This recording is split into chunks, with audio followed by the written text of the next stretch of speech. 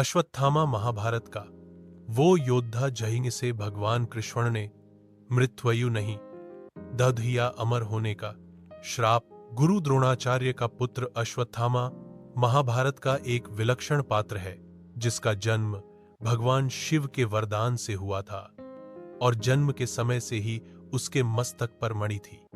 लेकिन अश्वत्थामा ने एक ऐसी गलती कर दी कि भगवान कृष्ण ने उसे मृत्यु की जगह अमरत्व का अभिशाप दे दिया। हर इंसान को अमरत्व का वरदान चाहिए, लेकिन जिसे अमरत्व मिलता है वही बता सकते हैं कि अमर होना वरदान है या श्राप। यहां महाभारत के एक ऐसे पात्र की चर्चा की गई है जो आज भी जीवित है। अनेक लोगों ने उसे देखने का दावा भी किया है। बात हो रही महायोद्धा अश्वत्थामा की, जिसे भगवान कृष्ण ने अमर होने का श्राप दिया है। आइए विस्तार से जानते हैं यह पूरी कथा कि अश्वत्थामा कौन है, उसने ऐसा क्या किया कि भगवान कृष्ण ने उसे मृत्यु की जगह अमरत्व का अभिशाप दिया है। कौन है अश्वत्थामा? अश्वत्थामा गुरु द्रोणाचार्य का पुत्र है। उसका जन्म भगवान शिव के वरदान से हुआ था, जिसके लिए पिता द्रोणाचार्य और माता कृपि ने हिमालय जाकर भगवान शिव की तपस्या की थी।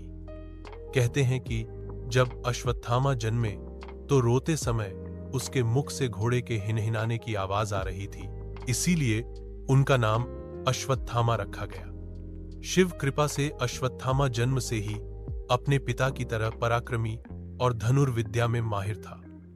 उसके बारे में कहा जाता है कि संसार में कोई ऐसा अस्त्र शस्त्र नहीं था जिसका उसे चलाने की जानकारी न हो। अश्वत्थामा की मस्तक मणि। भगवान शिव की कृपा से अश्वत्थामा के मस्तक पर बीचों बीच जन्म से ही एक दिव्य मणि मौजूद थी। इस मणि के बदौलत उसे दैत्य, दानव, अस्त्र शस्त्र, रोग, देवता, नाग आदि से कोई भय नहीं था। अश्वत्थामा भाग 2। वह मणि उसे भूख, प्यास, थकान और बुढ़ापा से बचाती थी। इस शक्तिशाली दिव्य मणि ने अश्वत्थामा को लगभग अजेय बना दिया था। द्रोणाचार्य की मृत्यु। द्रोणाचार्य पांडव और कौरव दोनों के गुरु थे, लेकिन उन्होंने महाभारत का युद्ध कौरवों के पक्ष से लड़ा था। भीष्म पितामह की मृत्यु के बाद गुरु द्रोण युद्ध का संचालन किया था। भगवान कृष्ण जानते थे कि द्रोणाचार्य के संचालन में कौरवों का हराना आसान नहीं होगा। तब उन्होंने एक युक्ति का सहारा लिया। योजना के अनुसार अवंतिराज के एक हाथी अश्वत्थामा को मार डाला गया और युद्ध में यह बात फैला दी गई कि अश्वत्थामा मारा गया। बेटे की मृत्यु की बात सुनकर द्रोणाचार्य ने युद्धभूमि में हथियार छोड़कर बेटे की मौत पर शोक मनाना शुरू कर दिया। तभी मौका पाकर राजा द्रुपद के बेटे धृष्टद्युम्न ने गुरु द्रोणाचार्य का सिर धड़ से अलग कर दिया। पांडवों पर टूटा अश्वत्थामा का कहर। पिता की मृत्यु से अश्वत्थामा दुखी भी थे और क्रोधित भी। युद्ध के दौरान उसने बार बार अपने पिता की मृत्यु का बदला लेने की कोशिश की, लेकिन भगवान कृष्ण ने हर बार उसकी हर कोशिश नाकाम कर दी। जब महाभारत युद्ध समाप्त हो गया, तब अश्वत्थामा ने पांडवों से बदला लेने की योजना बनाई। एक रात वह पांचों पांडव भाइयों का सिर काटने लिए पांडवों के शिविर में घुस गए।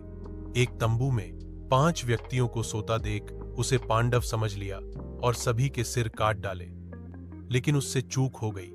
वे पांडव नहीं बल्कि पांचों पांडव के द्रौपदी से उत्पन्न पुत्र थे। अश्वत्थामा भाग 3।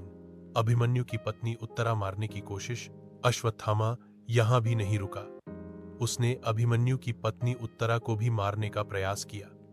उसके पेट में अभिमन्यु का पुत्र पल रहा था, इसके लिए उसने ब्रह्मशिर अस्त्र का प्रयोग किया था।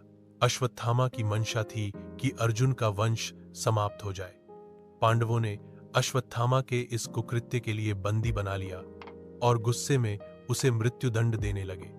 लेकिन तभी भगवान श्री कृष्ण ने कहा कि अश्वत्थामा को मृत्यु देने से उसे मुक्ति मिल जाएगी, जबकि उसे मृत्यु से भी महादंड मिलना चाहिए। दूसरा बात यह कि गुरुपुत्र की हत्या करना उचित नहीं है।